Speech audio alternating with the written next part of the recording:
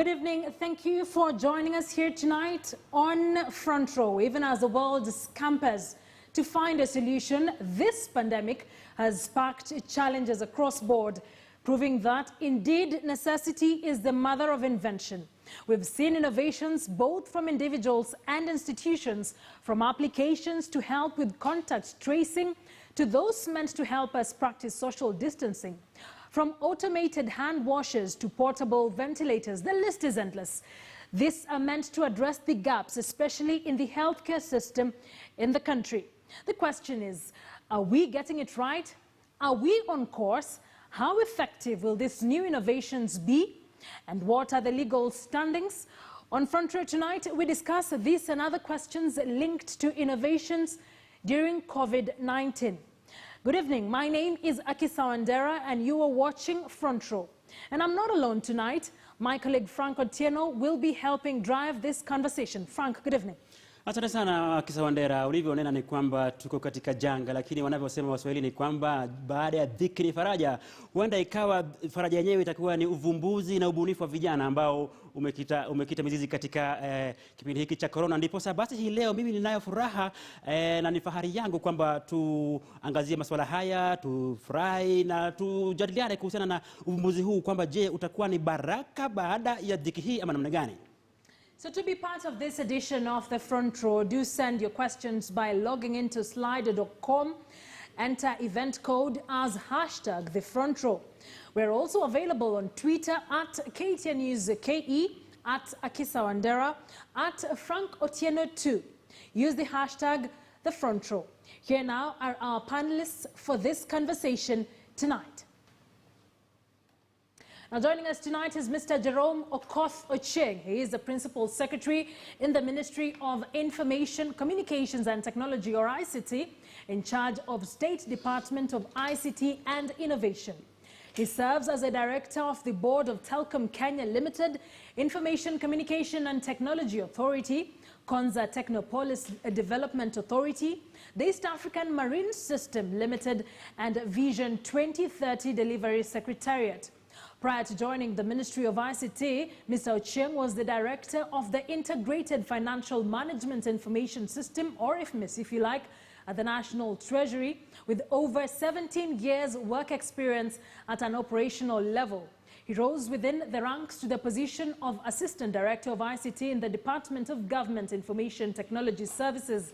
In addition, he served as ICT Manager at Public Procurement Oversight Authority, PPOA, for over 6 years. Of course, now joining us is the PSICT. Second, we have our second panelist, Professor Bitangen Demo. He is an ICT specialist currently teaching as a professor of entrepreneurship at the University of Nairobi's Business School while consulting and advocating for technology globally. Professor Ndemo is the chairman of Kenya's Distributed Ledgers and Artificial Intelligence Task Force that will develop a roadmap for the country's digital transformation. He sits in the board of high-profile organizations and is also an advisor to global technology, non-governmental and multilateral organizations, several organizations. Subsequently, Professor Ndemo has over 30 years of business and finance and technology expertise gained from his years in government, higher education and the private sector. He's a senior advisor to United Nations Global Pulse Big Data Initiatives and the UNCDF's Better Than Cash Alliance. Our third panelist is Moses Kurgat, an advocate of the High Court and Supreme Court of Kenya. He was admitted to the bar in September 1984, having practiced in many areas of law, including intellectual property law, commercial law, and criminal law. He has been chairman of Industrial Property Tribunal, which deals with patents, industrial designs, and utility models. The seasoned lawyer has been involved in formulation of IP policy that is intended to guide innovations in Kenya. And finally, on our panel, we have Elfas Hajira, who's an Android developer consultant at CarePay Limited and a part-time lecturer and mentor at the Strathmore University Faculty of Technology. He worked with CarePay to develop an agent Android application that was used for member registration into Universal Healthcare Program in the pilot counties. as well as Sycom Africa Limited to develop Lamu County's revenue collection Android point of sale, among other projects. Elfas is a member of the Android developer community of Kenya.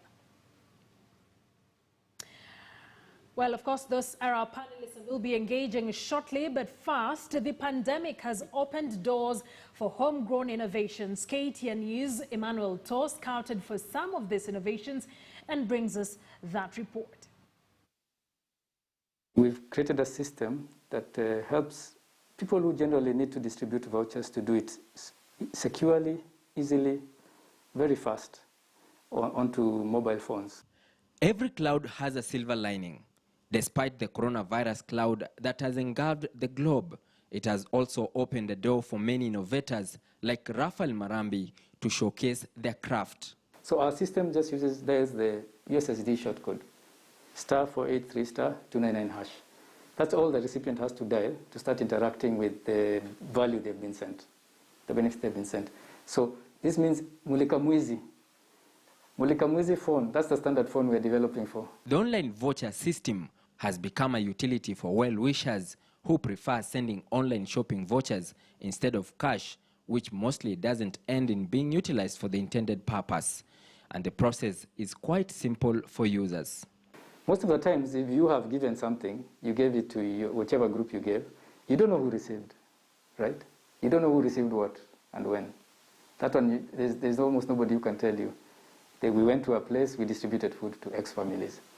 But you see, these ones, you know exactly who received, and who received, when they received, and how much. Yes, you can distribute cash, but sometimes you don't know what happens to that cash, because cash is very fungible. Cash, because especially you're giving less able people and poorer people, they are juggling so many needs, urgent needs, that the money you do send sometimes gets misused. This innovation comes just days after the government urged Kenyans to switch to cashless payment. In order to avoid the risk of transmission through physical handling of money, we encourage the use of cashless transactions, such as mobile money, M-Pesa and otherwise. And this invention provides a platform for the government to keep tabs on the weekly stipends it sends to cushion vulnerable members of the society who always complain of being shortchanged. After seeing how the system works, it's time to test. We head to a nearby shop. Well, I've just checked into one of the shops, local shops here in Rongai, and I'm just trying to see whether I can purchase something using that code that I was sent. The innovation is also quite affordable. One would only part with 10 shillings to transfer 1,000 shillings. Right now we have a 3%, it's 3 to 5% platform fee, depending on the numbers, for large corporates, because we were in the commercial sector. But you see, when we saw what is happening with COVID and the challenges, that's when we said, oh, you know what, let's see what we can do for the community. Let's see what we can do for people. Some of these smaller bodies trying to distribute food, they need our help, they need technology. So let's leverage this system now for such distributions, for COVID-19 effort. And that's why that fee now, we've reduced it to a flat 1%. The system receiving the backing of the county government of Kajiado. Na ni mzuri kabisa kwa sababu mambo ya social distancing, mambo ya overcrowding, saa zingine pia tunapata watu wanapigania chakula, mnakumbuka yale yalifanyika pale Kibira. Kwa hivyo ni mtandao ambao tunaufurahia na tunaona kwa county utaweza kutusaidia. Despite the adverse effects on the economy, the COVID-19 pandemic has proven to be a blessing in disguise for some, offering a chance for budding innovators to complement efforts to beat the virus. Marambi has one message to Kenyans. Let's encourage local champions. Let's not always look to the West for solutions, because as this COVID crisis has shown, they're also afloat. Even as the government continues to urge Kenyans to use cashless transfer in their transactions, Rafael is one of the innovators who has invented a way and a system in which people can transact and buy things locally. Emmanuel Toh, KTN News, Rongai, Kajiado County. Well, quite interesting ways and innovations that many are coming up with to just aid and try and fill the gaps that are currently being witnessed, even as the country continues to deal with the novel coronavirus. So let's bring in our panelists now. Start off the conversation. Remember, you can always interact with us. Let's start with Professor Bitange Ndemo. Once again, thank you for joining us tonight. Let's start with an overview of how you think the country is handling the situation currently, the disruptions in various sectors in the country, and innovations on the other hand coming up. So how are we handling this entire situation? Where are we? How are we doing it? Are we getting it right? That's to me, or? That's to Professor Bitange Ndemo. Okay, thank you very much. Yes.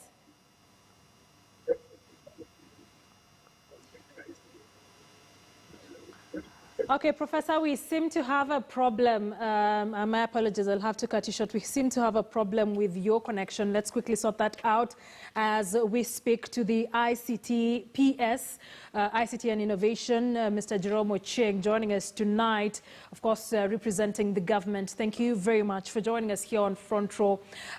Perhaps the same question I've just asked Professor Bitange Ndemo there.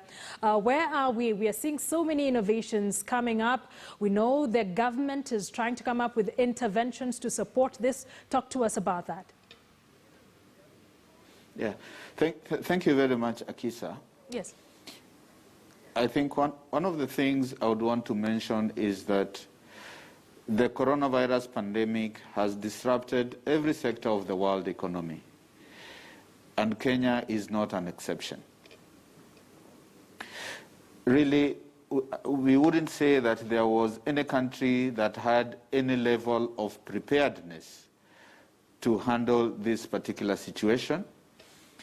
But I would want to say that as a country, as a government, we have really handled the pandemic to the best of our ability under the circumstances that we are currently operating on. From the medical side of it, we actually engaged in issues like relating to contact tracing and ensuring that actually we are able to trace the patients and identify them and actually do the medical bit of it, which is isolation, and things like that. Then I would also want to say that there are a couple of activities that we took, and one of them was the emphasis on people to actually try as much as possible to stay at home and also work at home. This idea behind staying at home and working at home, of course, had its own share of challenges, because certainly people are not used to that particular scenario. But I would want to say that Kenya being very much advanced in form of technology, aspects of working at home was not strange to us at all, because we already had existing infrastructure that would have helped us to really ensure that people are able to operate and work at home. A clear point in mind is that you may now realize that video conferencing is really becoming the new norm. There are a number of applications there that are being used that facilitate actually and enable people to easily operate from home. Again, as a government, we'd want to say that aspects relating to government services online was not anything new to us. Through our e-government, e-citizen portal, citizens are still able to have access of a number of services online. Again, this is very much in tandem with the spirit of trying to ensure that people don't congregate and people try as much as possible to work from home.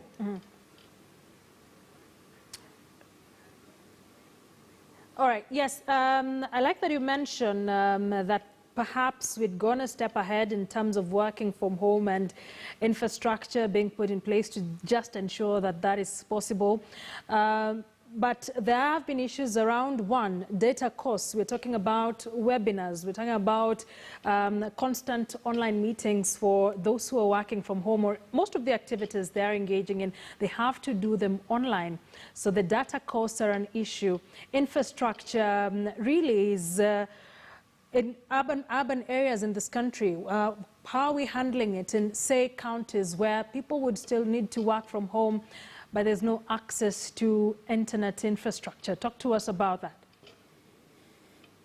Yeah, thank you very much, Akisa. You remember a month ago, His Excellency the President actually talked about the coming up of the Google Loon project. This is a project that is actually driven by the Google Alphabet project that basically was supposed to enhance connectivity in the unconnected areas. Again, this is another area whereby we are saying we are ahead in innovation, and actually our Google Loon project is a pilot project that Kenya is one of the first countries in Africa to implement the project. But, well, for purposes of understanding, I would want to just explain, when we talk about the Loon project or Google Loon, we are actually talking about balloons, which are like base stations that are up in the sky in form of a balloon, able to provide the 4G networks.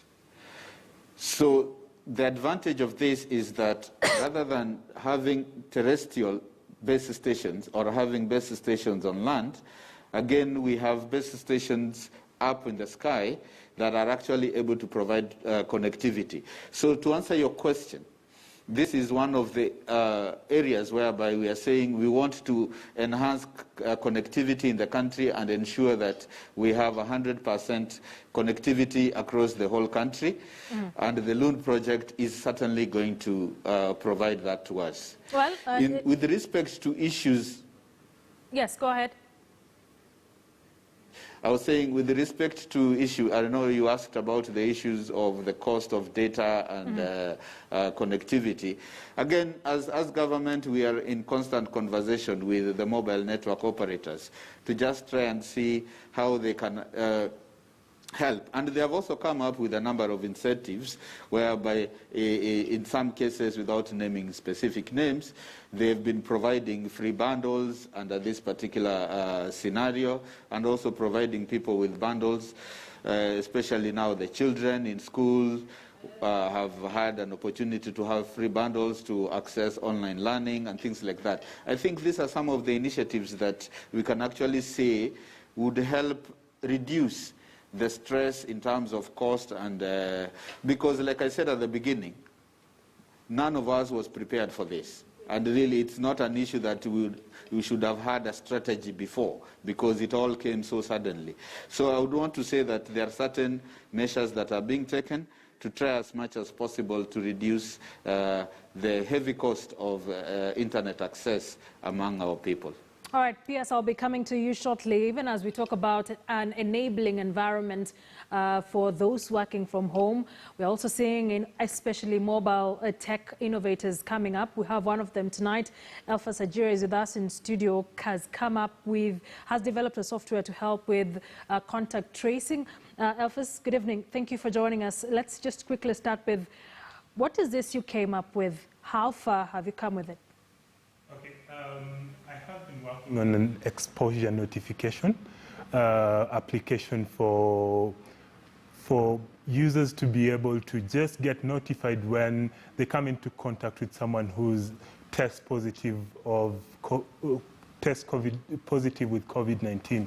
So how the application essentially works is you go around your normal activity, day-to-day activity, but with your Bluetooth turned on. And what your device will do, your device will be communicating with any device around your environment, an approximate of about 1.5 meters, which is the distance that an infection can occur when you're next to someone. So once you enable that your device can discover any devices around you, your device will just exchange a key that is secure, and that key, in the event you go to a health facility and you test positive with COVID-19, the facility can give you a code and you'll upload your key to a centralized server. The other devices that you came into contact with will synchronize that data into their devices, and then if a match is found with your key, it will pop up a notification and just tell you that there's the potential that you could have been exposed to the virus and you need to take some action. Either you self-quarantine or you can decide to go to a health facility and just get tested. For this to work, would this then mean that everyone might need to download this application for this to work at the end of the day? Yes, ideally that's how any of the contact tracing applications would work. So once you've come up with it, what next? How far are you with it now? So right now I'm actually still a bit in development, but the proof of concept is actually working. You can be able to literally just see the interactions you made during the day and then upload once you go to a facility and you're given the code and you test positive, you can upload your key and all devices that you came into contact with will be notified. And it's very anonymous because you do not know anyone that you interacted with. So, but you have the option to share your previous visited locations, which can be downloaded from Google Maps. Google Maps gives you a feature where you can track your location history. So if you'd like to share that data because it's your data, you can just download that data and upload, and the relevant people will be shared with that data and figure out how to manage the spread of the virus in the region that you visited. Issues of cyber security, how are you cushioning future users from cyber insecurity and whatnot, and of course them being exploited over this? Ideally, the goal is to be able to migrate this application to use a platform that is being developed by Google and Apple. And one of the key things that platform, the Google and Apple platform is providing is a way to ensure that you can not send any personal data across devices. And the interesting thing about it is the Bluetooth key that you'll be sharing with other devices will be changing every 15 minutes. And after every 24 hours, your key as well, your notification key will keep changing. So there's literally no way you can be able to trace any person using those keys. And also there's no way you can compute that key and use it for anything fishy. All right. Let's speak to Moses Kurgat now, who's an intellectual property rights lawyer. Alphas is just one among many, say thousands of those who are coming up with new innovations, not just in tech, but in the other technical fields. So looking at the formulation of policies which you have been part of, what processes do these young people need to go through and, of course, see them to finality for their ideas to become a reality? Thank you very much, Akisa, for having me tonight in this program, The Front Row. My view is that there are many things that are happening at the moment during this COVID-19 pandemic, and there's a rush by everybody to do something, to get something going. Most of the applications that people are talking about, like the one Mr. Kajira has talked about, are yet, as far as I'm concerned, to be subjected to relevant examination by relevant organizations that deal with issues of registration and maintaining certain standards to meet when it comes to registration of intellectual property rights. I do not know what Kajira is developing. I don't know whether it's a copyright software or it is or a patent or something like that. Whatever it is he may be doing, I think it is not different from the normal computer applications like the G Maps, which will show you, the Google Maps, which will show you where you visited recently and without you doing anything else. So really what Kajira is doing is replicating what simply computers can do and anybody else can do in terms of what needs to be done. So I think the young innovators in the making are a long way in obtaining the necessary credentials for them to run with the projects that they're having. My view is that they need to seek legal advice as much as possible before they rush to announce what they have developed.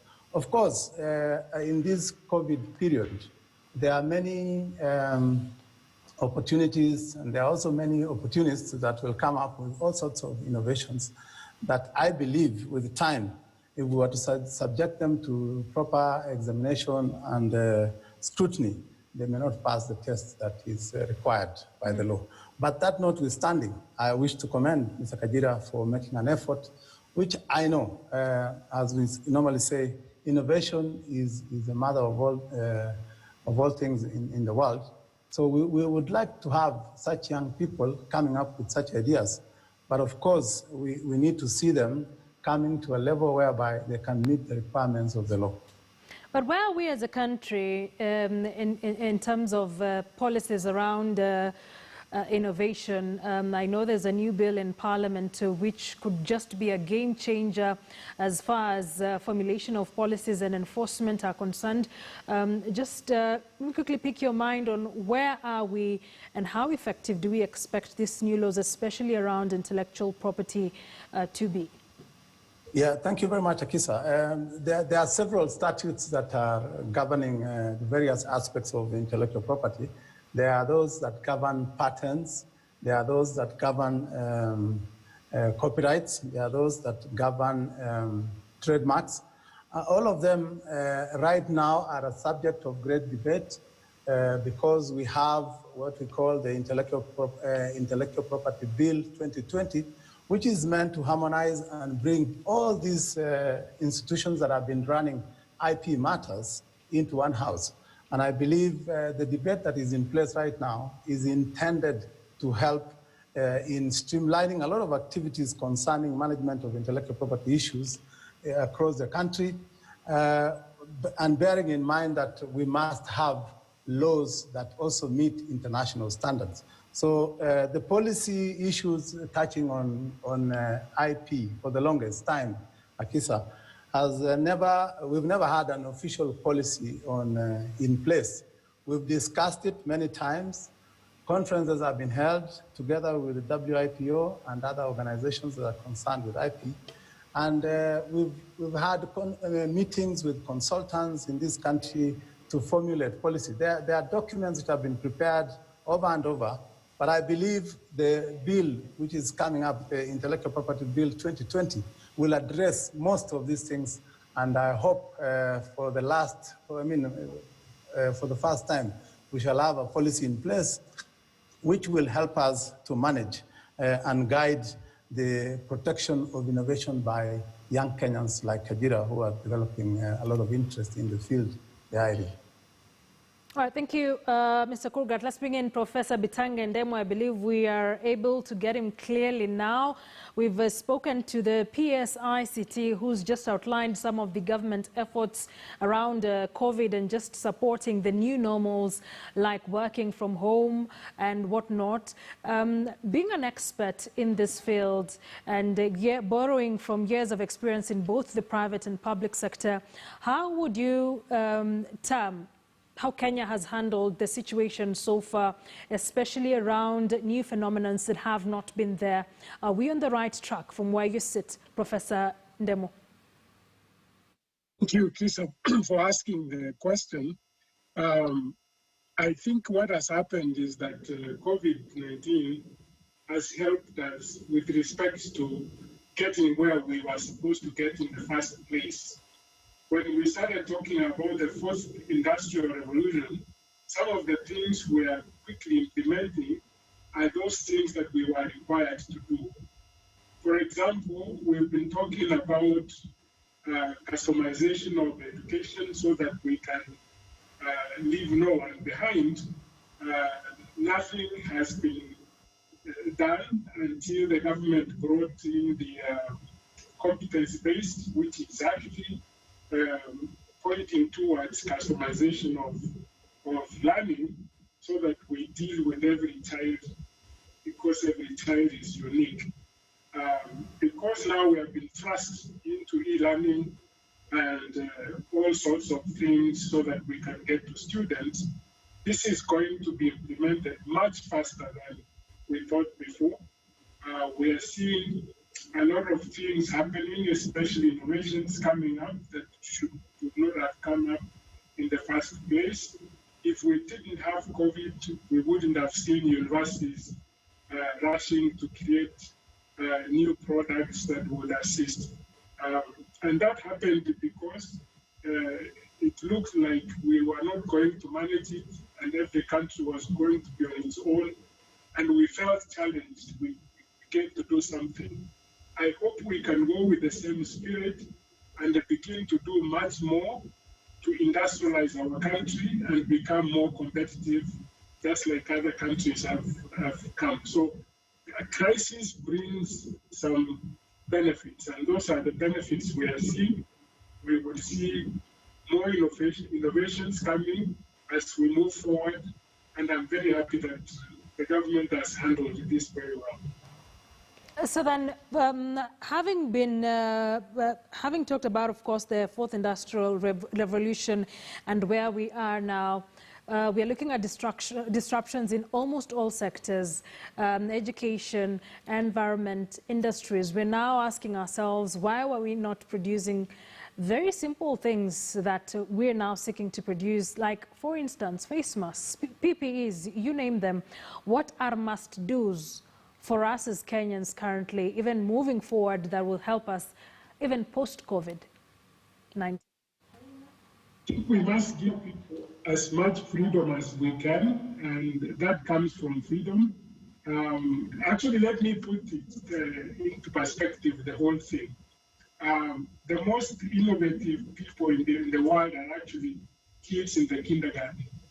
They are innovative because teachers don't put walls when they are teaching them. They watch them play, they watch them make things and compliment them. They become very innovative. So the world we are moving towards is where we solve problems. We look at issues and solve it more creatively. But unfortunately, we are still stuck with industrial education, which from standard one begins to put borders between what you can do and what is creative.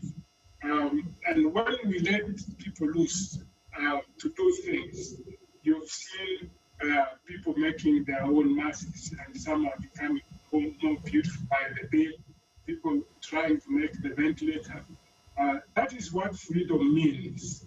But when you have several rules to govern the individual, you constrain creativity and innovation. So if we can enable this and support it, we would see more innovations. And that's why I'm saying we seriously need to embrace the fourth industrial revolution technologies.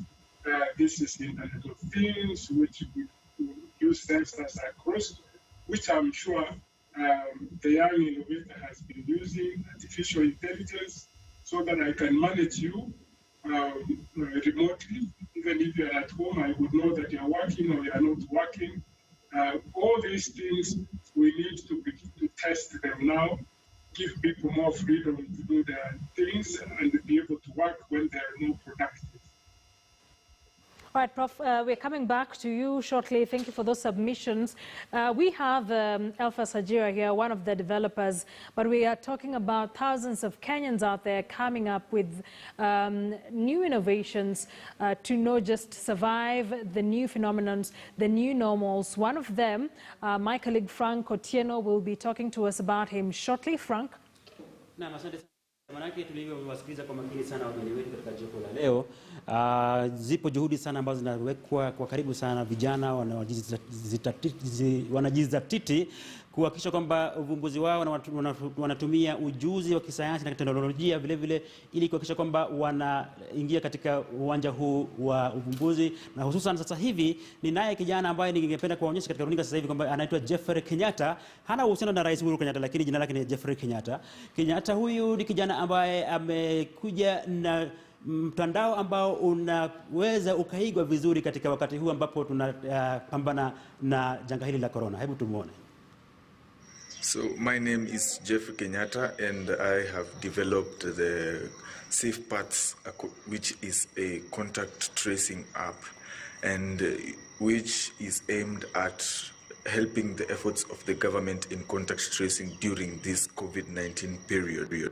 So now what happens is that after installing the app, you'll have to agree to the terms of the app and then you allow the app to access the location on your device, and this is how it looks like when there is no known contact that you have been close to or within a close proximity in the past 14 or so days. This is the dashboard. Remember, all your details are safe and private. You can choose a health authority to be informed of exposures. You can also read about latest COVID updates from your health authority. And you can also understand your personal exposure based on information shared. You can also share your location history. Your private data can be transferred to health authorities, back-end or otherwise shared. This is exactly how it appears when there is a data match within every proximity that you have been, and when there is a positive contact within close range of where the user has logged their location using the app. So this is the Safe Places tool that is going to be used by the public health authorities, and basically what happens, your location data history is loaded into the tool and it maps out all the areas that you have been. Now this one is the reduction tool. It is only viewed by public health authorities. Is the publishing tool, which is used by the public health authorities to load the places that they consider as hotspots and which are used to alert users of places which are COVID-19 positive and places which are viable hotspots. So putting into play in all the contact tracing apps that have been developed in the country in the past few days, I believe that they have been in some element or in some ways they have been, breaching data privacy of users, and that becomes consequential and also it becomes illegal in some ways. And what at Safe Paths, what the app that I have developed simply has been developed with privacy, and it has been designed with privacy. And I believe that mostly all the information that our users, the app is downloaded voluntarily, and our users are using, all information is released with their consent, and all data is stored in their smartphones. Na asante sana. Huyu ni Jeffrey Kenyatta ambaye kijana ametusisimua vizuri kuhusiana na jinsi ambavyo anamudu teknolojia kwa sasa, na ameongea hapo kwa mambo ambayo kwa kweli tunaweza tukafuatilia kwa karibu sana katika taarifa zetu za siku za usoni. Wakati huo ningependa sasa niwaambie wanajopo letu kwamba tuna maswali ambayo yako katika kiwambo chetu hapa. PS Jerome, kuna swali lako hapa kutoka kwa bwana anaitwa Benjamin. He's saying, are the location time schedule for the Google balloon published to the public? Are there data to show progress trends? Bwana PS utajibu hilo swali muda si mrefu. Tena swali jingine kutoka kwa bwana mwingine kwa bwana PS ni kwamba Joseph Kwea Olala anasema, PS, indeed Kenya is one of the countries in Africa that has advanced in technology. However, most of our systems are weak, vulnerable and exposed to attacks. What plans do the government have to ensure that there is a security for data? 3 weeks ago, Zoom system widely used was under attack. Then again, yeah, I think those are meant for the PS but PS, maybe let me give you that opportunity to respond.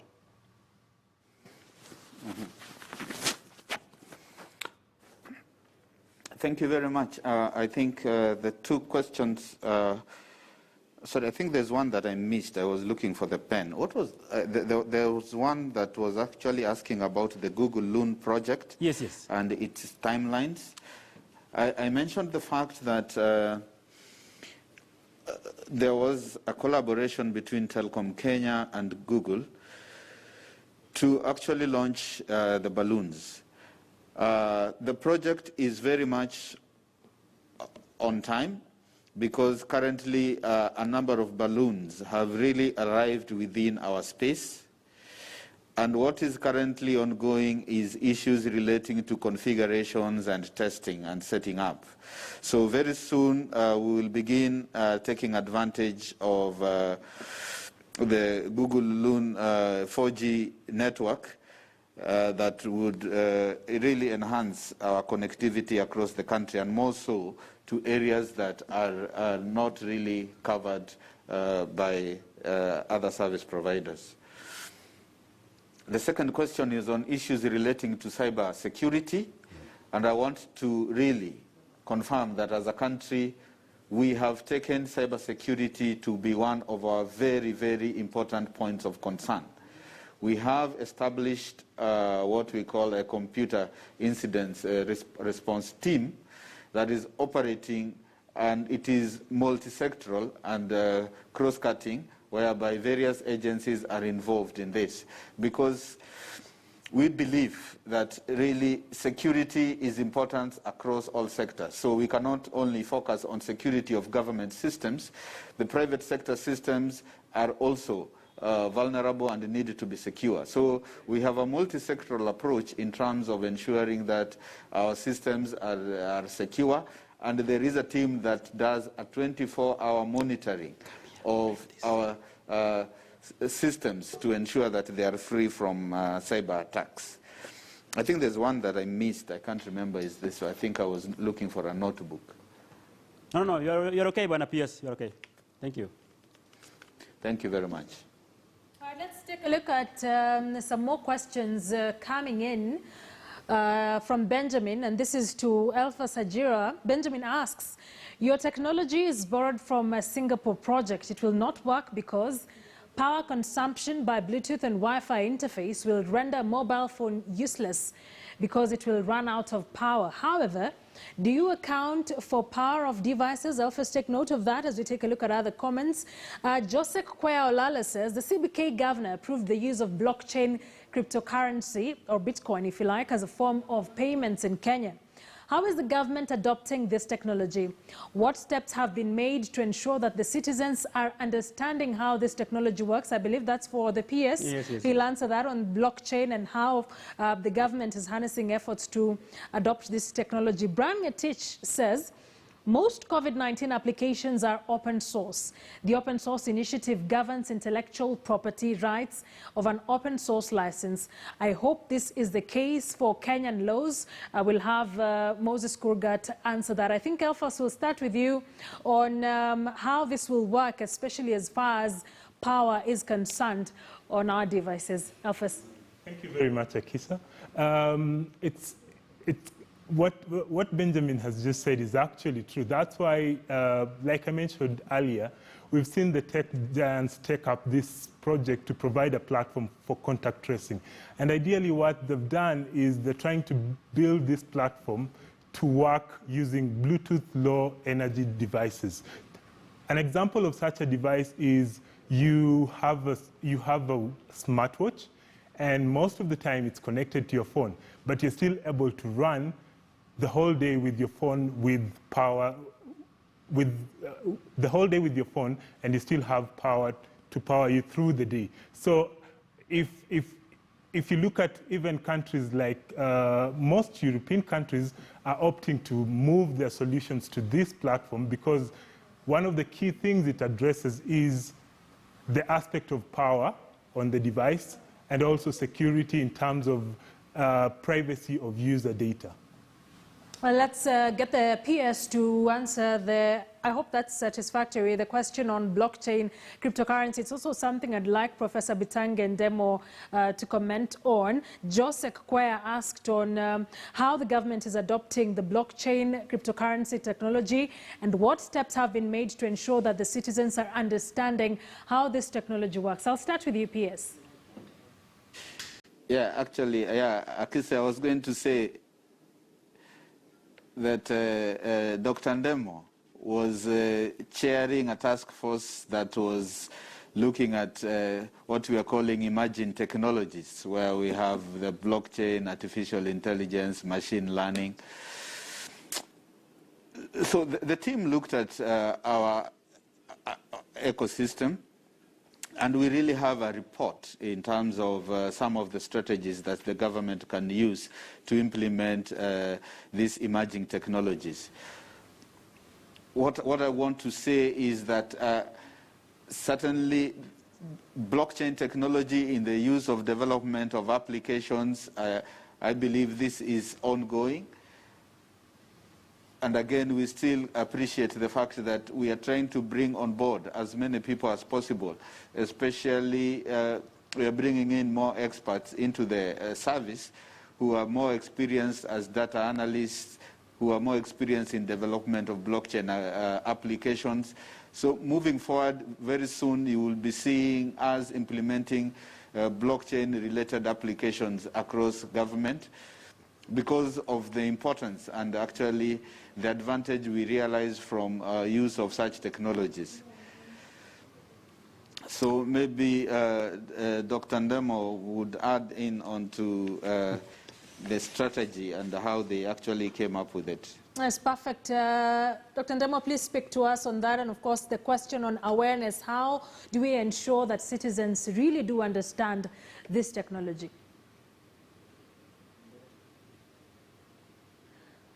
All right, we'll be catching up with Professor Ndemo shortly. We're still having connection problems with him.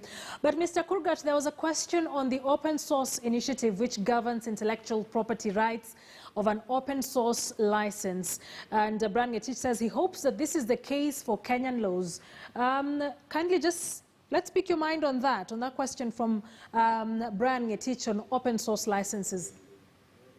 Thank you very much, Akisa, and also thank you very much, Mr. Ngetich, for the question. Open source software denotes the application of a pre-existing software through licensing. And there is nothing new about it. If you look at the Industrial Property Act of Kenya, it has got provisions for licensing, where you can seek licenses so that you can use. You'll find that when you resort to open source software processes, you are not really innovating. There's nothing innovative about it. All you are doing is that you must obtain a license from the original owner so that you can share or use the same code that they use in order to assist you to run programs, modify issues concerning the application. And once you have a license to apply the software, the open source software application, then you are freely able to redistribute and apply wherever it is needed. My view is that the Industrial Property Act provides for licensing, and it is possible to do that. So it is not anything new. And if there's anybody who is thinking that it's part of innovation, then there is no innovation there. It is just adopting what has been done by others elsewhere. And if you get a license, so be it, and you can now proceed. Of course, the license will put the terms and conditions on how you're going to use it, the application, the extent in which it can be used, and the rights of the original owner of the open source software. So really, in Kenya, I think there are many things. You had the question that was directed to Kajira. Yeah. He was told that his application or whatever he was talking about is something that has been done in Singapore. So there is nothing new that he's doing except that he has introduced it here for purposes of enabling things to be done easily. I don't know whether he's aware of that, and if he's not, then I think he should seek legal advice because it is important for him to do that. If it has happened in Singapore, then the best that Kajira can do, and others who are talking like him, because I've seen in the clips that you've ran, there are people saying we've done this, we've done that, and all of them are not saying how they invented this thing. They are not telling us whether there is anything original about what they are saying. All they are saying is that they have done something and they are doing something, and that something is enabling them to allow certain services to be rendered. It is good, but at the same time, it is good for them to seek licenses from the original owners so that they are not accused of breaching intellectual property rights. Mr. Kurgat, they're really poking holes in a number of, especially the mobile app techs. So we'll be getting back to that shortly. But I think mostly is just insisting on water tightness, if I could call it that, when we're coming up with new ideas. Of course, Elphas, I'll let you respond to that when we get back on a break. But Frank, I think we'll take a quick break. Keep sending in your questions on slido.com, on Twitter at Akisa Wandera, at KTN News KE, at Frank Otieno 2. Frank. Ya, kwa hivyo tuko katika mkondo mzuri, manake tunajadiliana masuala ya uvumbuzi na tunavyoona ni kwamba Wakenya wako katika mkondo mzuri, lakini wakati huo tuna maswali tutakayouliza kwamba baadaye, je, wewe unayesema umevumbua kweli, ama manake alivyosema kwamba wakili kwamba huenda wengine wanaiga tu lakini hawana chochote cha kutuambia kuhusiana na uvumbuzi wao.